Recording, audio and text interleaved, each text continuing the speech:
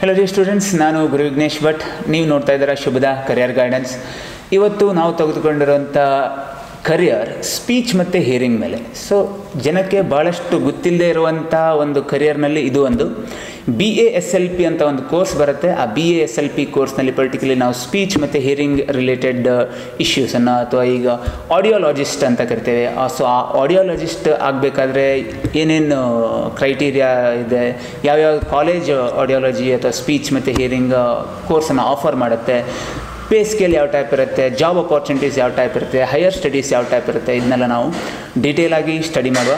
So ಇದನ್ನೆಲ್ಲ ನಮಗೆ ಮಾಹಿತಿಯನ್ನು ನೀಡಲು ನಮ್ಮ ಜೊತೆಗೆ ನಿಟ್ಟೆ ಇನ್ಸ್ಟಿಟ್ಯೂಟ್ ಆಫ್ ಸ್ಪೀಚ್ ಮತ್ತು ಹಿಯರಿಂಗ್ನಲ್ಲಿ ಫಸ್ಟ್ ಇಯರ್ ಸ್ಟೂಡೆಂಟ್ ಆಗಿರುವಂಥ ಸಿಂಚನಾ ಹೆಗಡೆ ನಮ್ಮ ಜೊತೆಗಿದ್ದಾಳೆ. ಸೊ ಸಿಂಚನಾ, ನಮ್ಮ ಈ ಕಾರ್ಯಕ್ರಮಕ್ಕೆ ಸ್ವಾಗತ. ಸೊ ಏನು ಈ ಸ್ಪೀಚ್ ಮತ್ತು ಹಿಯರಿಂಗ್ ಕೋರ್ಸ್ BASLP ಅಂತ ಹೇಳ್ತಾವಲ್ಲ, ಏನು BASLP? BASLP ಅಂದರೆ bachelors in audiology and speech language pathology. Okay. Generally ಇದನ್ನು ಸ್ಪೀಚ್ ಆ್ಯಂಡ್ ಹಿಯರಿಂಗ್ ಕೋರ್ಸ್ ಅಂತ ಹೇಳ್ತಾರೆ. ಸರಿ. ಸೊ ಇದರಲ್ಲಿ ಡಿಗ್ರಿ ಪಡೆದಾದ್ಮೇಲೆ ಅವರಿಗೆ audiologist and speech language therapist ಅಂತ ಹೇಳ್ತಾರೆ. Okay. So they deal with hearing problems, ಸರಿ, ಸ್ಪೀಚ್ ಪ್ರಾಬ್ಲಮ್ಸ್, ಓಕೆ, ಆಮೇಲೆ ಸ್ವಾಲೋವಿಂಗ್ ಪ್ರಾಬ್ಲಮ್ಸ್, ಸರಿ, ಮತ್ತು balance disorders. Okay. Balance disorders ಅಂದರೆ ಅದು ಬ್ಯಾಲೆನ್ಸ್ ಆರ್ಗನ್ ಇರುತ್ತೆ ನಮ್ಮ ಇನ್ನರ್ ಇಯರಲ್ಲಿ, ಅದೇನಾದ್ರು ಡ್ಯಾಮೇಜ್ ಆದಾಗ ಅವ್ರು ಸ್ಪೆಷಲಿ ಅಂದರೆ 60 years ಅಬೌವ್ ಆಲ್ಮೋಸ್ಟ್ ಎಲ್ಲರಿಗೂ ಈ ಬ್ಯಾಲೆನ್ಸ್ ಡಿಸಾರ್ಡರ್ಸ್ ಇರುತ್ತೆ. ನಿತ್ ಮೇಲೆ ತಲೆ ತಿರುಗೋದು, ಆ ಪ್ರಾಬ್ಲಮ್ಸ್ ಅನ್ನು ಈ ಕೋರ್ಸ್ ಡೀಲ್ ಮಾಡುತ್ತೆ. ಯೂಶಲಿ ಏನಾಗುತ್ತೆ ಅಂತ ಕೇಳಿದ್ರೆ, ನೀವು ಸ್ಪೀಚ್ ಆ್ಯಂಡ್ ಹಿಯರಿಂಗ್ ಅಂದ್ಕೊಳ್ಳೆ ಕಿವುಡ ತಮ್ಮೂಕ ಮಕ್ಕಳಿಗೆ ನೀವೇನೋ ಒಂದು ಸೈನ್ ಲ್ಯಾಂಗ್ವೇಜ್ ಈ ಟೈಪ್ ಕಲಿಸ್ತಾರೇನೋ ಅಂತ ಅಂದ್ಕೋತಾರೆ ಜನ, ಬಟ್ ಹಾಗಲ್ಲ ಅನ್ಸುತ್ತೆ. ಹಾಂ ಸರ್, ನಾನು ಸೇರ್ಬೇಕಾದ್ರೂ ನಾ ಏನು ತಿಳ್ಕೊಂಡಿದ್ದೆ, ಈಗ ಡೆಫ್ ಆ್ಯಂಡ್ ಮ್ಯೂಟ್ ಚಿಲ್ಡ್ರನಿಗೆ ಸೈನ್ ಲ್ಯಾಂಗ್ವೇಜ್ ಕಲಿಸಿ ಅವರಿಗೆ ಮಾತಾಡುವಂತ ಬರುವಂತ ಅಷ್ಟೇ ಅಂತ ನಾನು ತಿಳ್ಕೊಂಡಿದ್ದೆ. ಬಟ್ ಈ ಕೋರ್ಸ್ ಎಂಟರ್ ಆದ್ಮೇಲೆ ಗೊತ್ತಾಯ್ತು ಅದು ಒನ್ ಆಫ್ ದ ಪಾರ್ಟ್ ಅಷ್ಟೇ. ತುಂಬಾ ಪಾರ್ಟ್ಸ್ ಇದೆ, ಅದು ಟೈಪ್ಸ್ ಆಫ್ ಆಡಿಯಾಲಜಿಯಲ್ಲಿ ಬರುತ್ತೆ, ಅದು ಆಮೇಲೆ. Okay, nice. ಸೊ ಸಿಂಚನ, ಈಗ ಕಾಲೇಜ್ ಬಂದ್ಬಿಟ್ಟು ಯಾವ್ಯಾವುದು ಬೆಸ್ಟ್ ಕಾಲೇಜ್ ಈ ಟೈಪ್ ಸ್ಪೀಚ್ ಮತ್ತು ಹಿಯರಿಂಗ್ ಕೋರ್ಸ್ ಆಫರ್ ಮಾಡುವಂಥದ್ದು? ಸರ್, ಇಂಡಿಯಾದಲ್ಲಿ all India institute of speech and hearing ಅಂತ ಇದೆ, ಅದು ಮೈಸೂರಲ್ಲೇ ಇದೆ. National institute of speech and hearing ಇದೆ, ಅದು ಕೇರಳದಲ್ಲಿದೆ. ಆಮೇಲೆ ಅಲಿಯಾವರ್ ಜಂಗ್ ಇನ್ಸ್ಟಿಟ್ಯೂಟ್, ಇದು ಕೋಲ್ಕತ್ತಾ, ಡೆಲ್ಲಿ ಮತ್ತು ಮುಂಬೈದಲ್ಲಿದೆ. ಇದು ಆಲ್ ಇಂಡಿಯಾ ಲೆವೆಲ್ ಅಲ್ಲ ಇದು. ಈ ಕರ್ನಾಟಕಕ್ಕೆ ಬಂದ್ರೆ JSS ಮೈಸೂರು ಇದೆ, ಆಮೇಲೆ KMC ಮಣಿಪಾಲ್ ಇದೆ, ನಿಟ್ಟೆ ಇನ್ಸ್ಟಿಟ್ಯೂಟ್ ಇದೆ. ಬೆಂಗಳೂರಲ್ಲಿ ತುಂಬಾ ಇನ್ಸ್ಟಿಟ್ಯೂಟ್ಸ್ ಈ ಕೋರ್ಸ್ ಅನ್ನು ಆಫರ್ ಮಾಡ್ತಾರೆ. ಸರಿ, ಏನು ಹೇಗೆ ಆ ಕಾಲೇಜ್ ಟಾಪ್ ಕಾಲೇಜಿಗೆ ಎಂಟರ್ ಆಗೋದಿದ್ರೆ ಯಾವುದಾದ್ರೂ ಟೆಸ್ಟ್ಸ್ ಇರುತ್ತಾ, ಅಥವಾ CET ತಗೊಳ್ತಾರಾ, ಅಥವಾ ನಮ್ಮ ಯೂಶುವಲ್ ಸೆಕೆಂಡ್ PU ಬೇಸಿಸ್ ಮೇಲೆ ತಗೊಳ್ತಾರಾ? ಸರ್, ಅದು ಇನ್ಸ್ಟಿಟ್ಯೂಟ್ ಮೇಲೆ ಬೇಸ್ ಇರುತ್ತೆ. ಈಗ all India institute of speech and hearing ಅಲ್ಲಿ ಎಂಟ್ರೆನ್ಸ್ ಎಕ್ಸಾಮ್ ಇರುತ್ತೆ. 10th, 11th ಮತ್ತು 12th ಬೇಸಿನ ಮೇಲೆ ಸಬ್ಜೆಕ್ಟ್ಸ್ PCB ತಗೋಬಹುದು ಆರ್ PCM ಅಂತ ಬರಿಬೋದು. ಸೊ ಎಂಟ್ರೆನ್ಸ್ ಎಕ್ಸಾಮ್ ಇರುತ್ತೆ, ಅದಾದ್ಮೇಲೆ ರ್ಯಾಂಕಿಂಗ್ ವೈಸ್ ತಗೋತಾರೆ. ಆದ್ರೆ CET ಲೆವೆಲ್ಲೇ ಇರುತ್ತೆ, ಈಸಿ ಇರುತ್ತೆ.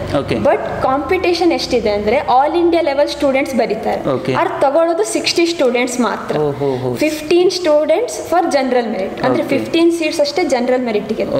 ಸೊ ತುಂಬಾ ಕಾಂಪಿಟೇಷನ್ ಇರುತ್ತೆ. CET ಲೆವೆಲ್ ಇರುತ್ತೆ, ಆರಾಮ್ ಬರಿಬಹುದು ಅಂತ ಅಲ್ಲ. ಸೊ ಹಾಫ್ ಮಾರ್ಕ್ಸ್ ಇಂದನೂ ಡಿಫ್ರೆನ್ಸ್ ಆಗುತ್ತೆ, ನೆಗೆಟಿವ್ ಮಾರ್ಕಿಂಗ್ ಇರೋದ್ರಿಂದ ಹಾಫ್ ಮಾರ್ಕಿಂಗ್ ಇಂದನೂ ಆ ಸೀಟ್ ಹೋಗ್ಬೋದು. ಆಮೇಲೆ KMC ಮಣಿಪಾಲ್ ಅಲ್ಲೂ ಎಂಟ್ರೆನ್ಸ್ ಎಕ್ಸಾಮ್ ಇದೆ. ಕೆಲವೊಂದ್ ಕಡೆ ಬರೀ ಇಂಟರ್ವ್ಯೂ ಥ್ರೂ ತಗೋತಾರೆ, ಕೆಲವೊಂದ್ ಕಡೆ ಥ್ರೂ 12th ರಿಸಲ್ಟ್ ಥ್ರೂ ತಗೋತಾರೆ. So based on the institutes. ಸರಿ. ಸೊ ಈಗ ಯಾವ ಟೈಪ್ ಫೀ ಸ್ಟ್ರಕ್ಚರ್ ಇರುತ್ತೆ ಆ ಕಾಲೇಜಸ್ನಲ್ಲಿ? ಸರ್, ಫೀ ಸ್ಟ್ರಕ್ಚರ್ ಅಂದರೆ ಇದು ಸ್ವಲ್ಪ costly course. All India institute of speech and hearing government under ಬರುತ್ತೆ. ಗೌರ್ಮೆಂಟ್ ಅಂಡರ್ ಬಂದರೂ 80,000 ಪರ್ ಇಯರ್ ಫೀಸ್ ಇದೆ. ಸೊ KMC ಮಣಿಪಾಲ್ ಬಂದರೆ ಇದು ಪ್ರೈವೇಟ್ ಕಾಲೇಜು, ಸೊ 2.5 lakh ಇದೆ ಪರ್ ಇಯರ್. 2.5 lakhs. ಸೊ ಬಾಕಿ ಕಡೆ JSS ಮೈಸೂರು ಆಗಲಿ ಅವ್ರ ನಿಟ್ಟೆ ಆಗಲಿ 1 to 1.5 lakh ವೇರಿ ಆಗುತ್ತೆ. ಓಕೆ. ಸೊ ಎಷ್ಟು ವರ್ಷದ ಕೋರ್ಸು ಇದು? ಏನೇನನ್ನ ಸ್ಟಡಿ ಮಾಡ್ತೀರಾ ಈ ಕೋರ್ಸ್ನಲ್ಲಿ? ಇದು 4 ವರ್ಷದ ಕೋರ್ಸು, 6 ಸೆಮಿಸ್ಟರ್ಸ್. ಫೈನಲ್ ಇಯರ್ ಅಲ್ಲಿ internship. So per year 2 semesters ಬರುತ್ತೆ. ಇಂಟರ್ನ್ಶಿಪ್ ಅಲ್ಲಿ ಅದು ಇನ್ಸ್ಟಿಟ್ಯೂಟ್ ಮೇಲೆ ಹೋಗುತ್ತೆ. ಸೊ 4 ಕಲಿಯ ಇನ್ಸ್ಟಿಟ್ಯೂಟ್ ಅಲ್ಲಿ 6 months clinical internship, 6 months research. ಈಗ ನಾವು ಒಂದು ರಿಸರ್ಚ್ ಪೇಪರ್ ಅನ್ನ ಮಾಡಿ, ಈಗ ಬೇರೆಯವ್ರು ಮಾಡಿದ ರಿಸರ್ಚ್ ಇರ್ಬೋದು ಅಥವಾ ನಾವೇ ಒಂದು ಹೊಸದಾಗಿ ಮಾಡೋ ರಿಸರ್ಚ್, ಅದ್ರ ಬಗ್ಗೆ ಒಂದು ರಿಸರ್ಚ್ ಮಾಡಿ ಅವ್ರಿಗೆ ಸಬ್ಮಿಟ್ ಮಾಡಬೇಕು. ಓಕೆ. ಸೊ 6 ಮಂತ್ಸ್ ಕ್ಲಿನಿಕ್ಸಲ್ಲಿ ನಾವು ವರ್ಕ್ ಮಾಡಬೇಕಾಗುತ್ತೆ. ಅಂದರೆ ನಿಮಗೆ ಕಾಲೇಜು ಮತ್ತು ಈ ಕ್ಲಿನಿಕ್ ಎಲ್ಲ ಒಟ್ಟೊಟ್ಟಿಗೆ ಇರುತ್ತಾ ಅಥವಾ ಅದೊಂದು ಕಡೆಗೆ ಅಥವಾ ಕ್ಲಿನಿಕ್ ಒಂದು ಕಡೆ ಹಾಗಿರುತ್ತಾ? ಕಾಲೇಜ್ ಸೆಲೆಕ್ಟ್ ಮಾಡಬೇಕಾದ್ರೆ ನಾವು ಹಾಸ್ಪಿಟಲ್ಸಿಗೆ ಇರುವಂಥ ಕಾಲೇಜನ್ನು ಸೆಲೆಕ್ಟ್ ಮಾಡಿದ್ರೆ ಎಕ್ಸ್ಪೋಜರ್ ಸಿಗೋದು ಜಾಸ್ತಿ. ಈಗ ಕಾಲೇಜ್ ಜೊತೆ ಹಾಸ್ಪಿಟಲ್ ಇಲ್ಲ ಅಂದರೆ ಅವ್ರ ಆಡಿಯಾಲಜಿ ಡಿಪಾರ್ಟ್ಮೆಂಟ್ ಇಲ್ಲ ಅಂದರೆ ನಾವು ಬೇರೆ ಕಡೆ ಹೋಗಿ ನಮ್ಮ ಸರ್ವಿಸನ್ನು ಕೊಡಬೇಕಾಗತ್ತೆ. ಈಗ ಏನಾದ್ರು ಕಾಲೇಜ್ ಜೊತೆನೆ ನಮ್ಮ ಹಾಸ್ಪಿಟಲ್ಸು ಇದ್ರೆ ಸೊ ಎಕ್ಸ್ಪೋಜರು ಜಾಸ್ತಿ, ಪೇಷಂಟ್ ಸಿಗೋದು ಜಾಸ್ತಿ. ಈ ಆ ಟೈಪ್ ಏನಾದ್ರು ಇನ್ಸ್ಟೆನ್ಸ್ ಇದೆಯಾ ಅಂದರೆ ಕಾಲೇಜ್ ಒಂದು ಕಡೆ ಅಥವಾ ಇದು ಒಂದು ಕಡೆ? JSS ಧಾರವಾಡದಲ್ಲಿ ಕಾಲೇಜ್ ಇದೆ, ಬಟ್ ಅವರು ಇದು ಕೊಡಬೇಕಾದ್ರೆ ಕಿಮ್ಸಿಗೆ ಹೋಗ್ಬೇಕು ಅವ್ರು ಡಿಮಾನ್ಸ್ ಹಾಸ್ಪಿಟ್ಲಿಗೆ ಹೋಗಿ ಅಲ್ಲಿ ಹೋಗಿ ಅವರು ಕ್ಲಿನಿಕಲ್ ಪ್ರಾಕ್ಟಿಕಲ್ಸ್ ಅನ್ನ ಮಾಡಿ ಮತ್ತೆ ಕಾಲೇಜಿಗೆ ಬರಬೇಕಾಗುತ್ತೆ. ಸೊ ಕಾಲೇಜ್ ಸೆಲೆಕ್ಟ್ ಮಾಡಬೇಕಾದ್ರೆ ಕಾಲೇಜ್ ಜೊತೆ ಒಂದು ಹಾಸ್ಪಿಟಲ್ ಅಥವಾ ಹಾಗೆ ಇದ್ರೆ ಒಳ್ಳೇದು, ಹೆಚ್ಚಿಗೆ ಎಕ್ಸ್ಪೋಜರ್ ಸಿಗುತ್ತೆ. ಈಗ ಸಬ್ಜೆಕ್ಟ್ಸ್ ಬಗ್ಗೆ ಹೇಳೋದಾದ್ರೆ ಫಸ್ಟ್ ಇಯರ್ ಅಲ್ಲಿ ಅಂದ್ರೆ ಫಸ್ಟ್ 2 ಸೆಮ್ಸ್ ಅಲ್ಲಿ ಕೋರ್ ಸಬ್ಜೆಕ್ಟ್ಸ್ ಅನ್ನ ಬಿಟ್ಟು ಅಲೈಡ್ ಸಬ್ಜೆಕ್ಟ್ಸ್ ಇರುತ್ತೆ. ಸೊ ಎಲ್ಲ ಇನ್ಸ್ಟಿಟ್ಯೂಟ್ಸ್ ಅಲ್ಲೂ ಸೇಮ್ ಸಬ್ಜೆಕ್ಟ್ಸ್ ಇರುತ್ತೆ, ಸ್ಲೈಟ್ ಡಿಫ್ರೆನ್ಸಸ್ ಇರ್ಬೋದು. ಸೊ ಫಸ್ಟ್ ಸೆಮ್ ಅಲ್ಲಿ ನಮಗೆ ಲಿಂಗ್ವಿಸ್ಟಿಕ್ಸು ಕಲಿಯೋಕ್ಕಾಗುತ್ತೆ. Linguistics is the study of language. ನಾವು ಲ್ಯಾಂಗ್ವೇಜ್ ಅನ್ನ ಹೇಗೆ ಪ್ರೊಡ್ಯೂಸ್ ಮಾಡ್ತಾರೆ, ಫೋನೆಟಿಕ್ಸ್ ಇರುತ್ತೆ. ಫೋನೆಟಿಕ್ಸ್ ಹೇಗೆ ಹ್ಯೂಮನ್ ಒಂದು ಸೌಂಡ್ ಅನ್ನ ಪ್ರೊಡ್ಯೂಸ್ ಮಾಡ್ತಾನೆ ಅದರ ಬಗ್ಗೆ ಸ್ಟಡಿ ಇರುತ್ತೆ. ಆಮೇಲೆ ರಿಸರ್ಚ್ ಮತ್ತೆ ಸ್ಟ್ಯಾಟಿಸ್ಟಿಕ್ಸ್ ಇರುತ್ತೆ. ಈಗ ನಾವು ರಿಸರ್ಚ್ ಫೀಲ್ಡಿಗೆ ಹೋಗಬೇಕು ಅಂದ್ರೆ ಸ್ಟ್ಯಾಟ್ ಮತ್ತೆ ರಿಸರ್ಚ್ ಬಗ್ಗೆ ಗೊತ್ತಿರೋದು ನಮಗೆ ತುಂಬಾ ಇಂಪಾರ್ಟೆಂಟ್. ಸೊ ಆಮೇಲೆ ಸೈಕಾಲಜಿ ಇರುತ್ತೆ. ಸೈಕಾಲಜಿ ಯಾಕೆ ಅಂದರೆ ಈಗ ನಾವು ಒಂದು ಕ್ಲಿನಿಕಲ್ಲಿ ಕೆಲಸ ಮಾಡ್ತಿದ್ದೀವಿ ಅಂದರೆ ನಮ್ಮ ಎದುರುಗಡೆ ಇರೋ ಪೇಷಂಟ್ಸಿನ ಮೈಂಡ್ ಸೆಟ್ ಹೇಗಿದೆ ಅಂತ ತಿಳ್ಕೊಳ್ಳೋಕ್ಕೆ ಸೈಕಾಲಜಿ ಇಸ್ ವೆರಿ ಇಂಪಾರ್ಟೆಂಟ್. ಅದ್ರ ಜೊತೆ ಇಲೆಕ್ಟ್ರಾನಿಕ್ಸ್ ಇದೆ. ಸೊ ಹಿಯರಿಂಗ್ ಏಡ್ಸ್ ಅನ್ನ ಇರುತ್ತಲ್ಲ ಸರ್, ಸೊ ಅದಕ್ಕೆ electronics is must. So electronics ಇದೆ. So first and second year ಅಲ್ಲಿ ಅಲೈಡ್ ಸಬ್ಜೆಕ್ಟ್ಸು ಇರುತ್ತೆ. ಸೆಕೆಂಡ್ ಆ್ಯಂಡ್ ಥರ್ಡ್ ಇಯರ್ ಅಲ್ಲಿ ಟೋಟಲಿ ಫಾರ್ ಆಡಿಯಾಲಜಿ ಮತ್ತೆ ಸ್ಪೀಚ್ ಲ್ಯಾಂಗ್ವೇಜ್ ಪೆಥಾಲಜಿಗೆ ಏನು ಬೇಕೋ ಅದಿರುತ್ತೆ. ಬೇಸಿಕಲಿ ಸೆಕೆಂಡ್ ಇಯರ್ ಅಲ್ಲಿ ಚಿಲ್ಡ್ರನ್ಸ್ ಅಲ್ಲಿ ಹೇಗಿದೆ ಅಂತ, ಥರ್ಡ್ ಇಯರ್ ಅಲ್ಲಿ ಅಡಲ್ಟ್ಸ್ ಅಲ್ಲಿ ಹೇಗಿದೆ ಅಂತ. ಸೊ ಡಿಫ್ರೆಂಟ್ ಇರುತ್ತೆ ನಮ್ಮ structures with the growth change ಆಗ್ತಾ ಹೋಗುತ್ತೆ. ಸೊ ನಾವು ಅದು ಸಪ್ರೇಟ್ ಆಗಿ ಕಲಿತೀವಿ. ಸರಿ, ನೈಸ್. ಬಹುಶಃ ನಿಮ್ದು ಆ ಕೋರ್ಸ್ ಮುಗಿದ್ಕೊಳ್ಳಿ ನೀವು ಆಡಿಯಾಲಜಿಸ್ಟ್ ಅಂತ ಕನ್ಸಿಡರ್ ಆಗ್ತೀರಾ? Audiologist and speech language pathologist. ಈಗ ನಿಮ್ಮ ಆಡಿಯಾಲಜಿಸ್ಟಿಗೂ ಮತ್ತು ಯೂಶಲ್ ENT ಅಂತ ಮಾಡ್ಕೊ ಬರ್ತಾರಲ್ಲ ಅವ್ರಿಗೆ ಏನಾದ್ರು ಡಿಫ್ರೆನ್ಸ್? ಏನು ಡಿಫ್ರೆನ್ಸ್ ಸರ್? ತುಂಬ ಡಿಫ್ರೆನ್ಸ್ ಇದೆ. ENT ಅಂದರೆ ಅವ್ರು MBBS ಮುಗಿಸಿ ಅದರಲ್ಲಿ ಸ್ಪೆಸಿಫಿಕೇಶನ್ ತಗೊಂಡವರು. But audiologist allied medicals. ಸರಿ. ಸೊ ENT ಅವರು, ನಾವು ENT ಹತ್ರ ಯಾವಾಗ ಹೋಗ್ಬೇಕು ಅಂದರೆ ಈಗ ನಮ್ಮ ಕಿವಿಲಿ ಸ್ವೆಲ್ಲಿಂಗ್ ಇದೆ, ಅವ್ರು ಯಾವ್ದಾದ್ರು ಮೆಡಿಕಲ್ ಕಂಡೀಷನ್ ಇದೆ, ಅವ್ರು ಯಾವ್ದಾದ್ರು ಕ್ಯಾನ್ಸರ್ ಟ್ಯೂಮರ್ ಡೆವಲಪ್ ಆಗಿದೆ, ಸೊ ಅದನ್ನ ಸರ್ಜರಿ ಮತ್ತೆ ಮೆಡಿಕಲ್ಸ್ ಇಂದ ಅಷ್ಟೇ ಗುಣ ಮಾಡ್ಬೋದು. ಅವಾಗ ENT ಹತ್ರ ಹೋಗ್ಬೇಕು. ಆಡಿಯಾಲಜಿಸ್ಟ್ ಹತ್ರ ಯಾವಾಗ ಅಂದ್ರೆ ನಾವು ಹಿಯರಿಂಗ್ ಲಾಸ್ ಇರ್ಬೋದು ಅಥವಾ ಪಾರ್ಷಿಯಲ್ ಹಿಯರಿಂಗ್ ಲಾಸ್ ಇರ್ಬೋದು, ನಮ್ಗೆ ಯಾವಾಗ ಹೇಳ್ದಂಗೆ ನಾವು ಬ್ಯಾಲೆನ್ಸ್ ಪ್ರಾಬ್ಲಮ್ಸ್ ಇರ್ಬೋದು, ಆ ಟೈಪ್ ಇದ್ದಾಗ ಆಡಿಯಾಲಜಿಸ್ಟ್ ಹತ್ರ ಹೋಗ್ಬೇಕು. ಆಡಿಯಾಲಜಿಸ್ಟು ಅದನ್ನ ತಿಳ್ಕೊಂಡು ಸ್ಪೆಸಿಫಿಕ್ ಹಿಯರಿಂಗ್ ಏಡ್ ಅನ್ನ ಪ್ರೊವೈಡ್ ಮಾಡ್ತಾರೆ. ಸೊ ಸರ್ಜರಿ ಆಡಿಯಾಲಜಿಸ್ಟ್ ಅಂಡರ್ ಬರೋದಿಲ್ಲ. ಸೊ ಸರ್ಜರಿ ಏನಾದ್ರು ಇದ್ರೆ ENT. Okay, nice. ಸೊ ಈಗ after completing this what ever course, ಈಗ ನಿಮ್ಮ ಬ್ಯಾಚುಲರ್ ಡಿಗ್ರಿ ಮುಗಿದ ಮೇಲೆ ಏನು ಮಾಸ್ಟರ್ ಡಿಗ್ರಿ ಹೋಗ್ತಾರಾ? ಮಾಸ್ಟರ್ ಡಿಗ್ರಿ ಆಪ್ಷನ್ಸ್ ಹೇಗಿರುತ್ತೆ? ಸರ್ ಮಾಸ್ಟರ್ಸ್ ಇದೆ, ಬ್ಯಾಚುಲರ್ಸ್ 4 ಇಯರ್ಸ್ ಆದಮೇಲೆ ಮಾಸ್ಟರ್ಸ್ 2 ಇಯರ್ಸ್ ಇದೆ. ಸ್ವಲ್ಪ ವರ್ಷದ ಹಿಂದೆ masters in audiology and speech language pathology ಅಂತ ಇತ್ತು. ಬಟ್ ರೀಸೆಂಟಾಗಿ ಆಡಿಯಾಲಜಿ ಬೇರೆ, ಸ್ಪೀಚ್ ಲ್ಯಾಂಗ್ವೇಜ್ ಪೆಥಾಲಜಿ ಬೇರೆ ಮಾಡಿದ್ದಾರೆ. ಸೊ ನಾವು ಬ್ಯಾಚುಲರ್ಸ್ ಮಾಡುವಾಗ ನಮಗೊಂದು ಐಡಿಯಾ ಬರುತ್ತೆ, ನಮಗೆ audiology suitable or speech language suitable ಅಂತ. ಸೊ ಅದನ್ನು ನೋಡಿ ನಾವು ಮಾಸ್ಟರ್ಸನ್ನು ಯಾವುದ್ರಲ್ಲಿ ಮಾಡ್ಬೋದು ಅಂತ ನೋಡ್ಬೋದು. 2 ಮಾಸ್ಟರ್ಸ್ ಮಾಡೋಕ್ಕೆ ಬರುತ್ತೆ, ಬಟ್ ಎಟ್ ಎ ಟೈಮ್ ಈಗ ಆಗಲ್ಲ. ಆಡಿಯಾಲಜಿ ಮುಗಿಸಿ ಸ್ಪೀಚ್ ಲ್ಯಾಂಗ್ವೇಜಿಗೆ ಹೋಗ್ಬೋದು. ಹಾಗೆ ಈಗ PhD ಆಲ್ಮೋಸ್ಟ್ 50% PhDನ ಅಬ್ರಾಡಲ್ಲಿ ಮಾಡಕ್ಕೆ ನೋಡ್ತಾರೆ. ಯಾಕೆ ಅಂದರೆ ಅಬ್ರಾಡಲ್ಲಿ ಈ ಕೋರ್ಸಿಗೆ ತುಂಬ ವ್ಯಾಲ್ಯೂ ಇದೆ. ಆಮೇಲೆ ಅವರು ನಮ್ಗಿಂತ ತುಂಬ ಟೆಕ್ನಾಲಜಿಯಲ್ಲಿ ಮುಂದೆ ಇದ್ದಾರೆ. ಸೊ ಇಲ್ಲಿರೋ ಇನ್ಸ್ಟ್ರೂಮೆಂಟ್ಸ್ಗಿಂತ ಅವರ ಇನ್ಸ್ಟ್ರೂಮೆಂಟ್ಸ್ ತುಂಬ ಟೆಕ್ನಾಲಜಿ ವೈಸ್ ಅಡ್ವಾನ್ಸ್ ಇದೆ. ಸೊ PhDಯನ್ನು ಅಲ್ಲಿ ಮಾಡಿದ್ರೆ ಅಲ್ಲಿ ಸಿನಾರಿಯೋಸನ್ನು ತಿಳ್ಕೊಂಡು ಅಲ್ಲಿ ಇರುವ ಅಡ್ವಾನ್ಸ್ ಟೆಕ್ನಾಲಜಿಯನ್ನು ತಿಳ್ಕೊಂಡು ಅಲ್ಲಿ ಸ್ವಲ್ಪ ವರ್ಕ್ ಮಾಡಿ ಆಮೇಲೆ ಇಂಡಿಯಾಕ್ಕೆ ಬರೋರು ಇರ್ತಾರೆ. ಸೊ ಮೇನ್ಲಿ PhD ಅಬ್ರಾಡಲ್ಲಿ ಮಾಡೋದ್ರಿಂದ ಸ್ಕೋಪ್ ಹೆಚ್ಚು. Okay, nice. ಸೊ ಈಗ ಆಫ್ಟರ್ ಕಂಪ್ಲೀಟಿಂಗ್ ಮಾಸ್ಟರ್ ಸ್ಟಡೀಸ್ ಅಂತ ಇಟ್ಕೊಳ್ಳುವ, ಈಗ ಅವನೇ ಈಗ ಒಂದು ಆ್ಯಸ್ ಎ ಜಾಬ್ ಅಂತ ಕನ್ಸಿಡರ್ ಮಾಡೋದಿದ್ರೆ ಪ್ರೈವೇಟಾಗಿ ಹೋಗ್ತಾರಾ ಅಥವಾ ಗೌರ್ಮೆಂಟಾಗಿ ಹೋಗ್ಬೋದಾ? So what are the job opportunities ಅಥವಾ ಏನು ಈ ಸ್ಕೋಪ್ ಈ ಕೋರ್ಸಿಂದು? ಸರ್, ಇದರಲ್ಲಿ ಜಾಬ್ ಅಪಾರ್ಚುನಿಟೀಸ್ ತುಂಬ ಇದೆ. ಓಕೆ, ಗೌರ್ಮೆಂಟ್ ಜಾಬು ಇದೆ, ಪ್ರೈವೇಟ್ ಜಾಬು ಇದೆ. ಸರಿ. ಬಟ್ ಇದರಲ್ಲಿ ಗೌರ್ಮೆಂಟ್ಗಿಂತ ಪ್ರೈವೇಟ್ ಸೆಕ್ಟರ್ ಅವರು ಹೆಚ್ಚಿಗೆ ಪೇ ಮಾಡ್ತಾರೆ.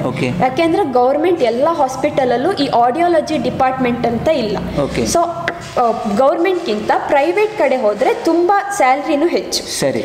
ಸೊ ಆಡಿಯಾಲಜಿಸ್ಟಿನ ರೋಲ್ ಏನಂದ್ರೆ, ಫಸ್ಟ್ ನೀವು ಹೋದ್ರೆ ಅವ್ರ ಹತ್ರ ಹಿಯರಿಂಗ್ ಲಾಸ್ ಅವ್ರ ಪಾರ್ಷಲ್ ಹಿಯರಿಂಗ್ ಲಾಸ್ ಇದೆ ಅಂದ್ರೆ ಆಡಿಯೋಮೆಟ್ರಿಕ್ ಟೆಸ್ಟ್ ಅಂತ ಮಾಡ್ತಾರೆ. ಈಗ ರಫ್ ಆಗಿ ಹೇಳೋದಿದ್ರೆ, ಈಗ ಒಂದು ಲೆಫ್ಟ್ ಸೈಡ್ ಒಂದು ಸ್ಪೀಕರು, ರೈಟ್ ಸೈಡ್ ಒಂದು ಸ್ಪೀಕರು ಇರುತ್ತೆ. ಸೊ ಒಂದೊಂದೇ ಸ್ಪೀಕರ್ ಅಲ್ಲಿ ಒಂದೊಂದ್ಸಲ ಸೌಂಡ್ ಪ್ರೊಡ್ಯೂಸ್ ಮಾಡ್ತಾರೆ. ಸೊ ನಮ್ ಲೆಫ್ಟ್ ಹಿಯರಿಂಗ್ ಹೇಗಿದೆ, ರೈಟ್ ಹಿಯರಿಂಗ್ ಏನಿದೆ, ಎರಡು ಸೇಮ್ ಇದೆಯಾ ಅವ್ರು ಡಿಫ್ರೆಂಟ್ ಇದೆಯಾ, ಆ ಟೈಪ್ ನೋಡಿ ಅದಕ್ಕೆ ಸೂಟೇಬಲ್ ಆಗುವಂತ ಹಿಯರಿಂಗ್ ಏಡ್ಸ್ ಅವ್ರು ತುಂಬಾ ಥೆರಪಿಗಳಿವೆ, ಅದನ್ನ ಕೊಟ್ಟು ಅವರು ನಾರ್ಮಲ್ ಹಿಯರಿಂಗ್ ಅನ್ನ ಹೇಗೆ ರಿಸ್ಟೋರ್ ಮಾಡ್ಬೋದು ಅಂತ ನೋಡ್ತಾರೆ. ಈಗ ಸ್ಪೀಚ್ ಲ್ಯಾಂಗ್ವೇಜ್ ಥೆರಪಿಸ್ಟ್ ಅಂದ್ರೆ ವಾಯ್ಸ್ ಪ್ರೊಡಕ್ಷನ್ ಇರ್ಬೋದು, ಆರ್ ಒಂದು ವರ್ಡ್ ಸ್ಲಟರಿಂಗ್ ಇರ್ಬೋದು, ಆ ಟೈಪ್ ಪ್ರಾಬ್ಲಮ್ಸ್ ಅನ್ನ ಸಾಲ್ವ್ ಮಾಡ್ತಾರೆ. ಈಗ ಸೀಳು ತುಟಿ ಇರ್ಬೋದು, ಅದು ಆಪರೇಷನ್ ಮಾಡಾದ್ಮೇಲೆ ಅವರಿಗೆ ಮಾತಾಡ್ಲಿಕ್ಕೆ ತೊಂದರೆ ಇರುತ್ತೆ. ಸೊ ಅದನ್ನ ಅವ್ರಿಗೆ ಥೆರಪಿ ಕೊಟ್ಟು ಹೇಗೆ ನಾರ್ಮಲ್ ಸ್ಪೀಚ್ ಅನ್ನ ಡೆವಲಪ್ ಮಾಡ್ಬೋದು. ಆರ್ ಒನ್ ಪರ್ಸನ್ ಈಗ ಸ್ಟ್ರೋಕ್ ಅಂಡರ್ ಹೋಗಿರ್ತಾರೆ, ಅವ್ರು ಪ್ಯಾರಲಿಸಿಸ್ ಆಗಿರುತ್ತೆ, ಪ್ಯಾರಲಿಸಿಸ್ ಆದ್ಮೇಲೆ ಅದರಿಂದ ರಿಕವರ್ ಆಗಿ ಆ ಸ್ಪೀಚ್ ಡೆವಲಪ್ ಮಾಡೋದು ಸ್ವಲ್ಪ ಕಷ್ಟ. So speech language pathologist or therapist in job ಏನು ಅಂದ್ರೆ, ಅವರು ಮೊದಲಿನ ತರನೇ ನಾರ್ಮಲ್ ಸ್ಪೀಚ್ ಅನ್ನ ಹೇಗೆ ಡೆವಲಪ್ ಮಾಡ್ಬೋದು ಅಂತ ಥೆರಪಿಗಳನ್ನು ಕೊಡ್ತಾರೆ. ಆಡಿಯಾಲಜಿಯಲ್ಲಿ ತುಂಬಾ ಡಿಪಾರ್ಟ್ಮೆಂಟ್ಸ್ಗಳಿವೆ. ಸೊ ಆಡಿಯಾಲಜಿಗೂ ಹೆಚ್ಚಿಗೆ ಪ್ರಿಫರೆನ್ಸ್, ಸ್ಪೀಚ್ ಲ್ಯಾಂಗ್ವೇಜ್ಗಿಂತ ಆಡಿಯಾಲಜಿ ಸೈಡ್ ತುಂಬ ಹೋಗೋರು ಜಾಸ್ತಿ. ಯಾಕೆಂದ್ರೆ ಆಡಿಯಾಲಜಿಲಿ ತುಂಬಾ ಡಿಪಾರ್ಟ್ಮೆಂಟ್ಸ್ ಇದೆ. So first is ಪೀರಿಯಾಟ್ರಿಕ್ audiology. ಪೀರಿಯಾಟ್ರಿಕ್ audiology ಅಂದ್ರೆ 10 years ಒಳಗಡೆ ಅವ್ರದ್ದು ಅವರ ಫಂಕ್ಷನ್ ಹೇಗಿರುತ್ತೆ, ಅವರ ಪ್ರಾಬ್ಲಮ್ಸ್ ಏನು, ಸೊ ಅದನ್ನ ಮಾಡುವಂಥದ್ದು. So next is geriatric audiology. Geriatric audiology mainly focuses on above 60 years. So above 60 years ಅವರಿಗೆ ಹಿಯರಿಂಗ್ ಲಾಸ್ ಆಗಿರ್ಬೋದು, ಅವ್ರ ಬ್ಯಾಲೆನ್ಸ್ ಪ್ರಾಬ್ಲಮ್ಸ್ ಆಗಿರ್ಬೋದು, ಆ ಟೈಪ್ ಅನ್ನ ಅವರು ನೋಡ್ತಾರೆ. So next is NGO under work ಮಾಡ್ಬೋದು, ರಿಹ್ಯಾಬಿಲಿಟೇಷನ್ ಸೆಂಟರ್ಸ್ಗಳಲ್ಲಿ ಅಲ್ಲಿ ವರ್ಕ್ ಮಾಡ್ಬೋದು. Next is military audiologist. So ಮಿಲಿಟರಿಯಲ್ಲೂ ಅಪಾರ್ಚುನಿಟಿ ಇದೆ ಆಡಿಯಾಲಜಿಸ್ಟ್ಸ್ಗೆ. ಸೊ ಅವರು ತುಂಬಾ ಬಾಂಬು ಆ type, so loud sounds under ಮಾಡ್ತಾ ಇರ್ತಾರೆ. ಸೊ ಅದನ್ನ ಅವರು ಹಿಯರಿಂಗ್ ಎಬಿಲಿಟಿ ಕಮ್ಮಿ ಆಗಿರುತ್ತೆ. ಸೊ ಮಿಲಿಟರಿ ಹಾಸ್ಪಿಟಲ್ಸ್ ಅಲ್ಲಿ ಸೊ ಅವ್ರು ಆಡಿಯಾಲಜಿಸ್ಟ್ ಅನ್ನು ತಗೊಳ್ತಾರೆ. ಬಟ್ ಇದು ಕಾಲ್ ಫಾರ್ ಮಾಡೋದು ತುಂಬಾ ಕಮ್ಮಿ. ಯಾಕೆಂದ್ರೆ ಆ ಪ್ಲೇಸ್ ವೇಕೆಂಟ್ ಇದ್ರಷ್ಟೇ ಅವ್ರು ಕಾಲ್ ಫಾರ್ ಮಾಡ್ತಾರೆ. ಸೊ ಪ್ರತಿ ವರ್ಷ ನಾವು ಆಡಿಯಾಲಜಿಸ್ಟ್ ತಗೋತೀವಿ ಹಾಗಿಲ್ಲ, ಏನಾದ್ರು ವೇಕೆಂಟ್ ಪ್ಲೇಸಸ್ ಫಾರ್ ಆಡಿಯಾಲಜಿಸ್ಟ್ ಇದ್ರೆ ಅಷ್ಟೇ ತಗೊಳ್ತಾರೆ. So next is forensic audiology. Forensic audiology ಅಂದ್ರೆ ಅಂಡರ್ ಲಾ ಅಂಡರ್ ಏನೇನು ಬರುತ್ತೆ, ಯಾವ್ದಾದ್ರು ಕೇಸ್ ಇದ್ರೆ ಹಿಯರಿಂಗ್ ಲಾಸ್ ಬಗ್ಗೆ, ಸೊ ಆ ಟೈಪ್ ಕೇಸಸ್ ಇದ್ರೆ ಅದ್ರ ಅಂಡರ್ ಬರುತ್ತೆ. So next is industrial audiology. ಇಂಡಸ್ಟ್ರಿಯಲ್ಲಿ ತುಂಬಾ ಲೌಡ್ ಸೌಂಡ್ಸ್ ಎಲ್ಲ ಕಾಮನ್. ಸೊ ಅಲ್ಲಿ ವರ್ಕ್ ಮಾಡುವಂತ ವರ್ಕರ್ಸ್ಗೆ ತುಂಬಾ ಪ್ರಾಬ್ಲಮ್ ಆಗುತ್ತೆ. ಸೊ ಅವ್ರಿಗೆ ಟ್ರೀಟ್ ಮಾಡುವಂಥದ್ದು ಆರ್ ನಾಯ್ಸ್ ಕ್ಯಾನ್ಸಲೇಷನ್ ಡಿವೈಸ್ಗಳನ್ನು ಮಾಡುವಂಥದ್ದು, ಆ ಟೈಪ್ ಇರುತ್ತೆ. So next is research audiology. Research ಆಡಿಯಾಲಜಿಲಿ ನಾವು ಹಿಯರಿಂಗ್ ಏಡ್ಸ್ ಅನ್ನ ಹೇಗೆ ಎಲ್ಲರಿಗೂ ಸಸ್ಟೈನೇಬಲ್ ಆಗಿ ಕೊಡ್ಬೋದು ಅಂತ, ಸೊ ಎಷ್ಟು ಈಸಿಯಾಗಿ ಅವರು ಯೂಸ್ ಮಾಡ್ಬೋದು ಅಂತ ಅದನ್ನ ರಿಸರ್ಚ್ ಮಾಡಿ ನಾವು ಡೆವಲಪ್ ಮಾಡ್ಬೋದು. So next is medical audiology, ಅಂದರೆ ಕ್ಲಿನಿಕ್ಸಲ್ಲಿ ಮತ್ತು ಹಾಸ್ಪಿಟಲ್ಸಲ್ಲಿ ಕೆಲಸ ಮಾಡುವಂಥದ್ದು. ಆಮೇಲೆ ಅಕಾಡೆಮಿಕ್ ಅಂದರೆ ಲೆಕ್ಚರರ್ಸ್ ಆಗು ಸೇರ್ಕೋಬೋದು. ಓ ನೈಸ್. ಸೊ ಭಾಳಷ್ಟು ವೈಡ್ ಆಗಿದೆ ಬ್ರಾಂಚ್ ಮಾತ್ರ. ಹಾಂ ಸರ್, ಇದು ಅಂದರೆ ಮೇನ್ ಬ್ರಾಂಚ್ ಅಷ್ಟೇ, ಇನ್ನೂ ತುಂಬ ಸಣ್ಣ ಬ್ರಾಂಚು ಇದೆ. ಬಟ್ ಅದನ್ನೆಲ್ಲ ನೋಡ್ತಾ ಹೋದರೆ ತುಂಬ ಟಿಪ್ಸ್ ಇದೆ. ಓಕೆ. ಸೊ ಯಾವ ಟೈಪ್ ಇರುತ್ತೆ, ಜೆಂಡರ್ ರೇಷಿಯೋ ಯಾವ ಟೈಪ್ ಇರುತ್ತೆ? ಗರ್ಲ್ಸ್ ಡಾಮಿನೇಟೆಡ್ ಕೋರ್ಸಾ, ಬಾಯ್ಸ್ ಜಾಸ್ತಿ ಇರ್ತಾರೆ? ಸರ್ ರೇಷಿಯೋ ಈಕ್ವಲ್ ಆಗಿರುತ್ತೆ. ಬಟ್ ಮಾಸ್ಟರ್ಸ್ ಮಾಡಬೇಕಾದ್ರೆ ನಾ ಹೇಳ್ದಂಗೆ ಆಡಿಯಾಲಜಿ ಬೇರೆ, ಸ್ಪೀಚ್ ಲ್ಯಾಂಗ್ವೇಜ್ ಬೇರೆ ಮಾಡ್ತಾರೆ. ಸೊ ಸ್ಪೀಚ್ ಲ್ಯಾಂಗ್ವೇಜಿಗೆ ಗರ್ಲ್ಸ್ ಇರೋದು ಜಾಸ್ತಿ. ಯಾಕೆಂದ್ರೆ ಅದರಲ್ಲಿ ಪೇಷನ್ಸ್ ಇಂದ ಕೂತು ಅವರಿಗೆ ಹೇಳ್ಕೊಟ್ಟೆಲ್ಲ ಮಾಡುವಂಥದ್ದು. So patience very important. So patience ಬೇಕು. ಸೊ ಅದಕ್ಕೆ ಗರ್ಲ್ಸ್ ಹೆಚ್ಚಿಗೆ ಸ್ಪೀಚ್ ಲ್ಯಾಂಗ್ವೇಜ್ ಕಡೆ ಹೋಗ್ತಾರೆ, ಬಾಯ್ಸ್ ಎರಡು ಕಡೆ ಇದ್ದಾರೆ, ಇಲ್ಲ ಅಂತ ಅಲ್ಲ, ಬಟ್ ಸ್ಪೀಚ್ ಲ್ಯಾಂಗ್ವೇಜ್ ಕಡೆ ಗರ್ಲ್ಸ್ ಹೆಚ್ಚು. ಓಕೆ. ಸೊ ಈಗ ನಿಮ್ಮ ಕೋರ್ಸ್ ಬಂದ್ಬಿಟ್ಟು ಡಿಫಿಕಲ್ಟ್ ಅಂತ ಅನ್ಸತ್ತಾ ಅಥವಾ ಆರಾಮಾಗಿ ಮುಗಿಸ್ಬೋದಾ? ಸರ್ ಡಿಫಿಕಲ್ಟ್ ಸ್ವಲ್ಪ ಇದೆ, ಯಾಕೆಂದರೆ ನಾವು ಒಂದು ಹ್ಯೂಮನಿನ ಇಯರ್ ಮತ್ತು ಅವರ ರೆಸ್ಪಿರೇಟರಿ ಸಿಸ್ಟಮ್ ಮೇಲೂ ಸ್ಟಡಿ ಮಾಡ್ತೀವಿ. ಸೊ ಡಿಫಿಕಲ್ಟ್ ಇದ್ದೇ ಇರುತ್ತೆ. ಎನಾಟೊಮಿ, ನ್ಯೂರಾಲಜಿ ಅಂತೆಲ್ಲ ಸಬ್ಜೆಕ್ಟ್ಸ್ ಇದೆ. So they are difficult. ಈಗ ಒಂದು ಕಾಲೇಜಿಗೆ ಸೇರಬೇಕಾದ್ರೆ ಲೈಬ್ರರಿ ಆಕ್ಸೆಸ್ಸನ್ನು ನಾವು ನೋಡಬೇಕು. ಲೈಬ್ರರಿಲಿ ತುಂಬ ಆಥರ್ಸ್ಗಳು ತುಂಬ ಬುಕ್ಸ್ಗಳನ್ನು ಬರೆದಿರ್ತಾರೆ. ಎಲ್ಲದನ್ನು ನಾವು ಸ್ಟಡಿ ಮಾಡಿ ಅವರ ರಿಸರ್ಚ್ ಏನಿತ್ತು ಅಂತ ಎಲ್ಲ ಮಾಡಿ ನೋಟ್ಸ್ ಮಾಡಿ ನಾವು ಸ್ಟಡಿ ಮಾಡಬೇಕಾಗತ್ತೆ. So it's difficult. ಆಮೇಲೆ ಕ್ಲಿನಿಕಲ್ಸ್ ಇರೋದ್ರಿಂದ ನಾವು ಪೇಷಂಟ್ಸ್ ಅನ್ನ ಹ್ಯಾಂಡಲ್ ಮಾಡಕ್ ಬರ್ಬೇಕಾಗತ್ತೆ. ಈಗ ಆಟಿಸಮ್ ಪ್ರಾಬ್ಲಮ್ ಇರೋರು ಆ ತರ ಅವರೆಲ್ಲ ಬರ್ತಾರೆ, ಅವರನ್ನ ಹ್ಯಾಂಡಲ್ ಮಾಡೋಕ್ಕೂ ನಮ್ಗೆ ಪೇಷನ್ಸ್ ಇರಬೇಕು, ಅವರ ಪ್ರಾಬ್ಲಮ್ ಅನ್ನ ಅಂಡರ್ಸ್ಟ್ಯಾಂಡ್ ಮಾಡ್ಕೊಳ್ಳೋ ಎಬಿಲಿಟಿ ಇರಬೇಕು. ಸೊ ಎಲ್ಲ ಸೇರಿ ಡಿಫಿಕಲ್ಟೇ ಆಗತ್ತೆ. ಇಂಟ್ರೆಸ್ಟ್ ಇದ್ರೆ ಈಸಿ. Very nice. ಸೊ ಸಿಂಚನ ಪರ್ಟಿಕ್ಯುಲರ್ಲಿ ಈ ವಿಡಿಯೋನ PUC 1 ಅವ್ರು ನೋಡ್ತಾ ಇದ್ದಾರೆ, PUC 2 ಅವ್ರು ನೋಡ್ತಾ ಇದ್ದಾರೆ, ಅಥವಾ ಈಗೇನು ಜಸ್ಟ್ ಈ ಕೋರ್ಸನ್ನು ಜಾಯ್ನ್ ಆದವರು ನೋಡ್ತಾ ಇರ್ಬೋದು. So being A senior one ಏನು ಹೇಳಲಿಕ್ಕೆ ಇಷ್ಟಪಡ್ತೀಯಾ ನಿನ್ನ ಜೂನಿಯರ್ಸಿಗೆ? ಸರ್ ಯಾವುದೇ ಕೋರ್ಸಲ್ಲೂ ಇಂಟ್ರೆಸ್ಟ್ ಇದ್ದರೆ ಅದು ಈಸಿಯಾಗೇ ಆಗುತ್ತೆ. ಈ ಕೋರ್ಸಲ್ಲೂ ಸ್ವಲ್ಪ ಸೇವಾ ಮನೋಭಾವ ಬೇಕು. ಯಾಕೆಂದರೆ NGOs ಅಂಡರು ವರ್ಕ್ ಮಾಡೋ ಪರಿಸ್ಥಿತಿ ಬರ್ಬೋದು. ಬರೀ ಅಂದರೆ ನನಗೆ ಸ್ಯಾಲ್ರಿ ಸಿಗ್ತಾ ಇಲ್ಲ ಆ ಟೈಪ್ ಇದ್ರೆ ಆಗಲ್ಲ. ಸೊ ಸ್ವಲ್ಪ ಸೇವಾ ಮನೋಭಾವ, ಪೇಷನ್ಸ್, ಪ್ರಾಬ್ಲಮ್ ಸಾಲ್ವಿಂಗ್ ಎಬಿಲಿಟಿ ಅದೆಲ್ಲ ಬೇಕಾಗತ್ತೆ. ಸರಿ. ಆಮೇಲೆ ಜನರಲ್ ಆಗಿ ಹೇಳಬೇಕು ಅಂದರೆ ಸರು ತುಂಬ ವೀಡಿಯೋಸ್ಗಳನ್ನು ಹೀಗೆ ಬೇರೆ ಬೇರೆ ಕೋರ್ಸ್ ಬಗ್ಗೆ ಮಾಡಿ ಹಾಕ್ತಾರೆ. ಸೊ ನೀವು ಎಲ್ಲ ವೀಡಿಯೋಸ್ಗಳನ್ನು ನೋಡಿ ನಿಮಗೆ ಯಾವ ಸಬ್ಜೆಕ್ಟ್ಸ್ ಮೇಲೆ ಇಂಟ್ರೆಸ್ಟ್ ಇದೆ ಅಂತ ಅಲ್ಲೋಗಿ. ಆಮೇಲೆ ವೀಡಿಯೋಸ್ಗಳನ್ನು ನೋಡಿ, ಆ ಕೋರ್ಸ್ ಕೇಳಕ್ಕೆ ಚೆನ್ನಾಗಿತ್ತು, ಇವ್ರು ಚೆನ್ನಾಗಿ ಮಾತಾಡಿದ್ರು ಕೇಳಕ್ಕೆ ಚೆನ್ನಾಗಿದೆ, ಹಾಗೆ ಹೋಗೋದಲ್ಲ. ನೀವು ಗೂಗಲೆಲ್ಲ ನೋಡಿದ್ರೆ ತುಂಬ ಇನ್ನೂ ಇನ್ಫಾರ್ಮೇಷನ್ ಸಿಗುತ್ತೆ, ಅವರವ್ರದ್ದೇ ವೆಬ್ಸೈಟ್ಸ್ ಇರುತ್ತೆ. ಸೊ ಅಲ್ಲಿ ನೋಡಿ ನಿಮಗೆ ಆ ಸಬ್ಜೆಕ್ಟ್ಸ್ ಮೇಲೆ ಇಂಟ್ರೆಸ್ಟ್ ಇದೆಯಾ ಇಲ್ವಾ ಅದನ್ನು ನೋಡಿ ಸೇರ್ಕೊಳ್ಳಿ ಅಂತ ಹೇಳಿ ಇಷ್ಟಪಡ್ತೀನಿ. ಓಕೆ, ನೈಸ್ ಸಿಂಚನ, ಭಾಳ ಖುಷಿ ಆಯಿತು ಮಾತಾಡಿ. ಸೊ ಸ್ಟೂಡೆಂಟ್ಸ್, ನಮ್ಮ ಪ್ರೀವಿಯಸ್ ವೀಡಿಯೋಸ್ಗಳೆಲ್ಲ ಲಿಂಕ್ ಅಂತೂ ನಮ್ಮ ಡಿಸ್ಕ್ರಿಪ್ಷನಲ್ಲಿರುತ್ತೆ, ಅದನ್ನ ನೀವು ಯಾವ ಬೇಕಾದರೂ ಓಪನ್ ಮಾಡ್ಕೋಬೋದು. ಸೊ ಸಿಂಚನ, ಇಷ್ಟೊತ್ತು ನಮಗೆ ಡೀಟೇಲ್ ಆಗಿ ಮಾಹಿತಿ ನೀಡಿದ್ದಕ್ಕೆ ಸೊ ಥ್ಯಾಂಕ್ ಯು ಅಂತ ನಮ್ಮ ಶುಭದ ಕರಿಯರ್ ಗೈಡೆನ್ಸ್ ಟೀಮ್ ಹೇಳ್ತಾ ಇದೆ. ಸೊ ನಮ್ಮ ನೆಕ್ಸ್ಟ್ ವೀಡಿಯೋದಲ್ಲಿ ಬೇರೊಂದು ಕೋರ್ಸನ್ನು ಡೀಟೇಲ್ ಆಗಿ ಸ್ಟಡಿ ಮಾಡೋಕೆ ಬಾಯ್.